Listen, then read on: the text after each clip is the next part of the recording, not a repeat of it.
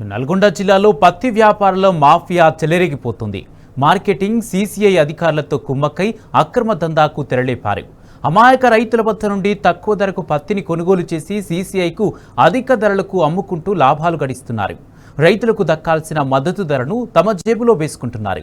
ఇంత జరుగుతున్నా చోద్యం చూస్తున్న కాంగ్రెస్ ప్రభుత్వం పట్టించుకోకపోవడంపై రైతులు ఆగ్రహం వ్యక్తం చేస్తున్నారు.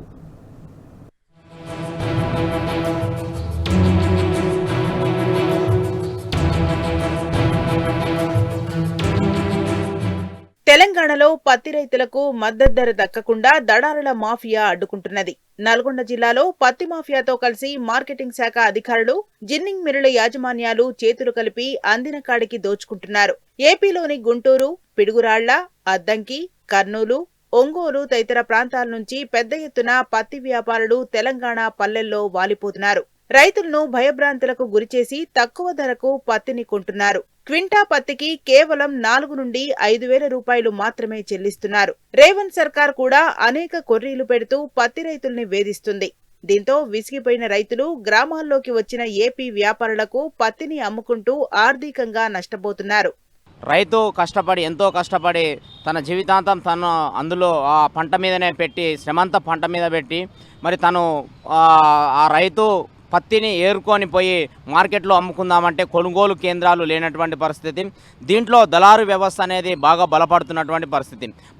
రాష్ట్ర ప్రభుత్వం ఇప్పటికైనా ఎక్కడికక్కడనే మరి కొనుగోలు కేంద్రాలు ఏర్పాటు చేయాలని ఈ సందర్భంగా తెలియజేస్తున్నాం రైతుల పక్షాన. రైతుల అమాయకత్వాన్ని వ్యాపారులు క్యాష్ చేసుకుంటున్నారు. తప్పుడు తూకాలు పెట్టి తరుగు పేరుతో రైతుల్ని నిలువునా మోసం చేస్తున్నారు. జిన్నింగ్ మిల్లులు, మార్కెటింగ్ అధికారులు, సీసీఐ పత్తి కొనుగోలు కేంద్రాల నిర్వాహకులతో కుమ్మక్కైన మాఫియా రైతులకు దక్కాల్సిన మద్దతు ధరను దోచుకుంటున్నది. రైతులు నేరుగా సీసీఐ కొనుగోలు కేంద్రాలకు పత్తిని తీసుకుపోతే 12% మాత్రమే తేమ ఉండాలని, పత్తి తెల్లగా, గింజ పెద్దగా ఉండాలని లేదు. రైతులను తిరిగి వెనక్కి పంపిస్తున్నారు. దీంతో పాటు కపాన్ కిసాన్ యాప్లో నమోదు చేసుకుంటేనే పత్తిని కొంటామని సీసీఐ ఖరాఖండిగా చెబుతున్నది. కానీ తిరస్కరించిన పత్తిని వ్యాపారులు కొని సీసీఐకి తీసుకొని పోతే గంటల వ్యవధిలోనే కొంటున్నారు.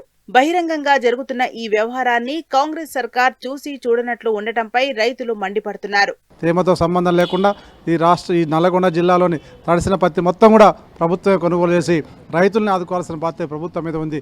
కానీ సీసీఐ వాళ్ళు పెట్టేటువంటి ఈ కొర్రీల వల్ల రైతులు నష్టపోతూ ఈరోజు సీసీఐకి వెళ్లకుండా మధ్య ధరలు గ్రామాలకే వచ్చి ఈరోజు ఆటోల ద్వారా, లారీల ద్వారా వచ్చి గ్రామాలకే వచ్చి పత్తి రైతులు ఇంటి దగ్గరికి వచ్చి పత్తి రైతులు మభ్యపెడుతూ ఈరోజు దళారులు పత్తిని కొంటామన్నారు.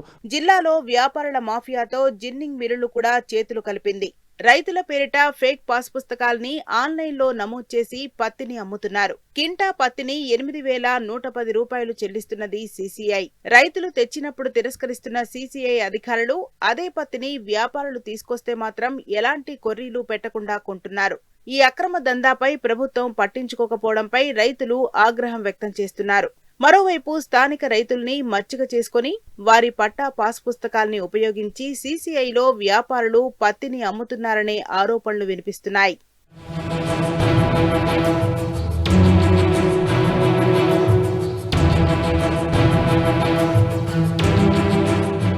పత్తి మాఫియా అక్రమ దందాను అడ్డుకోవలసిన విజిలెన్స్ అధికారులు నిద్రపోతున్నట్టు నటిస్తున్నారు. జిల్లా కలెక్టర్, జిల్లా మంత్రులు రైతుల బాధలను ఏమాత్రం పట్టించుకోవడం లేదు. ఇప్పటికైనా పత్తి మాఫియా ఆట కట్టించి సీసీఐ అధికారులపై చర్యలు తీసుకోవాలని డిమాండ్ చేస్తున్నారు అన్నదాతలు.